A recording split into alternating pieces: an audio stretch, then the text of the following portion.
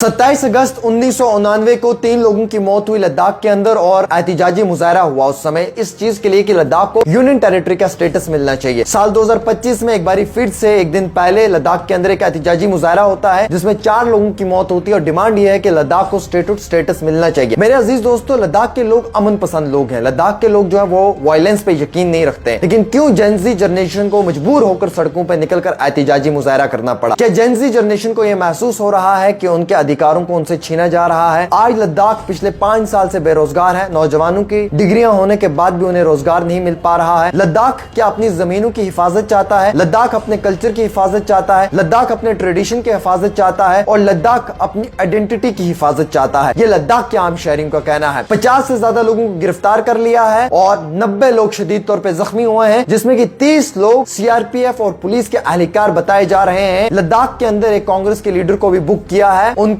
Provocative statements की वजह से, और वहीं लद्दाख के अंदर जो है 163 बीएनएस नाफिज कर दिया है। करगिल डेमोक्रेटिक अलायंस ने अपना सपोर्ट जो है वो क्लाइमेट एक्टिविस्ट सोनम वांगचुक को दिया है। सोनम वांगचुक मसलसल पिछले कई दिनों से एक हंगर स्ट्राइक पे थे। उनकी बात को नहीं सुना जा रहा था, उनकी बात को नहीं माना जा रहा था और उन्होंने जो है वो लद्दाख में कंप्लीट शटडाउन के लिए कॉल दी। लेकिन उन्हें यह मालूम नहीं था कि जेनजी जनरेशन के अंदर बेरोजगारी को लेकर इतना गुस्सा है या अपने हालात और अपने वाकत को लेकर इतना गुस्सा है कि वो एकदम सड़कों पर निकलकर तोड़ फोड़ करना शुरू कर देंगे, बीजेपी के ऑफिस को आग लगा देंगे, गाड़ियों को आग लगाकर जला देंगे और कबल अज वक्त वहां के एडमिनिस्ट्रेशन ये सारा तमाशा देखती रह जाएगी। मैं बात कर रहा हूं 1989 जब 3 लोगों की मौत हुई थी यूनियन टेरिटरी के स्टेटस के लिए। आज 4 लोगों की मौत हुई है स्टेटहुड के स्टेटस के लिए। मैं ये समझना चाहूंगा उमर अब्दुल्ला की बात से भी कि उमर साहब ने कहा लद्दाख के लोगों को कभी भी ये वादा नहीं हुआ था कि वहां पे जो वो स्टेटहुड स्टेटस दिया जाएगा, लेकिन वादा जो है वो जम्मू कश्मीर के साथ हुआ था। जम्मू कश्मीर के लोगों ने अपने उस वादे के ऊपर रहकर खामोशी से अपने अधिकारों के जो राइट्स हैं उसके लिए मांग की। एक वो वक्त था कि जब लद्दाख के अंदर काफी प्रोटेस्ट हुआ और एक वो वक्त था कि जब लद्दाख में 2019 में सेलिब्रेशंस हुई, लेके मार्केट के अंदर मिठाइयां बांटी गई, सेलिब्रेशंस हुई कि लद्दाख जो है वो यूनियन टेरिटरी बन चुका है। ठीक 6 साल के बाद आज लद्दाख के अंदर प्रोटेस्ट हो रहा है कि उन्हें स्टेटहुड स्टेटस चाहिए। क्या लद्दाख भी ये महसूस कर रहा है कि यूनियन टेरिटरी होने की वजह से लद्दाख में रोजगार नहीं है, अनएम्प्लॉयमेंट बहुत ज्यादा है? जेनजी जनरेशन को ये लगता है कि लिख पढ़कर भी वो जो है वो अपने रोजगार नहीं ले रहे हैं। वो वक्त था जब लद्दाख में काफी रोजगार था, आज वो वक्त है कि लद्दाख के अंदर बेरोजगारी अरूज पे है। करगिल डेमोक्रेटिक अलायंस ने भी करगिल में शटडाउन की कॉल दी है। उन्होंने कहा है कि एहतिजाजी मुजाहरा जो है वो बिल्कुल नहीं होगा, खामोशी के साथ इस शटडाउन की कॉल को मनाया जाएगा और उन्होंने कहा है कि लद्दाख के हालात जो है वो मामूल के मुताबिक ठीक होने पे ही कोई बात की जाएगी। लद्दाख के अंदर जो बातचीत होनी थी वो 3 अक्टूबर को थी, अब उसे रिस्केड्यूल करके 6 अक्टूबर कर दिया है। 25 और 26 तारीख को भी लद्दाख के कुछ रिप्रेजेंटेटिव से बातचीत होगी और उसके बाद मालूम चलेगा कि क्या लद्दाख की मांगों को पूरा किया जाएगा या नहीं। जरा आप बताएं, इतने अमन पसंद लोग आखिरकार वायलेंस की तरफ क्यों गए? लद्दाख में इतनी खामोशी थी, इतनी शांति थी और ऐसे लोग हैं जो कि लद्दाख के ऐसे लोग हैं जो कभी वायलेंस पे यकीन नहीं रखते हैं। उन्हें ये सब क्यों करना पड़ा? क्या जरूरत पड़ी लद्दाख को इस तरीके का स्टेप लेने की? क्या बेरोजगारी, अनएम्प्लॉयमेंट, क्या उनकी जमीनें उनसे छीनी जा रही हैं? क्या उनका ट्रेडिशन खत्म हो रहा है? क्या उनका कल्चर खत्म हो रहा है? क्या उन्हें यह महसूस हो रहा है कि जो उनके फंडामेंटल राइट्स हैं वो उनको नहीं मिल रहे हैं? इस पे गौर करने की जरूरत है। जरा आप अपना जवाब दें।